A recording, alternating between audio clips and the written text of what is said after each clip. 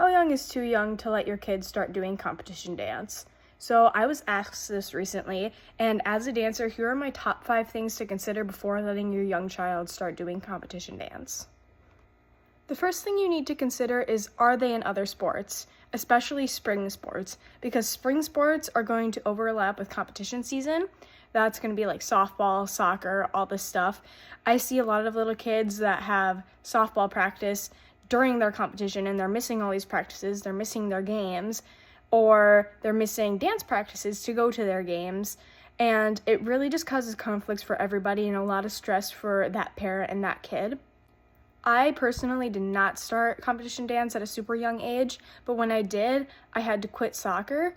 I mean, I wasn't that into soccer. I also wasn't very good at it, but it was really overlapping. The last year I did it, I didn't go to any of the practices and only was able to make the games because I was so involved with dance. So if you were going to let your kid do competition dance, you probably need to choose between dance or their other sport, because eventually they're going to have to choose one anyways, because as they get older, their sport is going to get a lot more intense, especially if they join like the high school team, and then dance is going to get more intense, and it's just not going to work out. So eventually they're going to have to choose, and that might be really hard for them.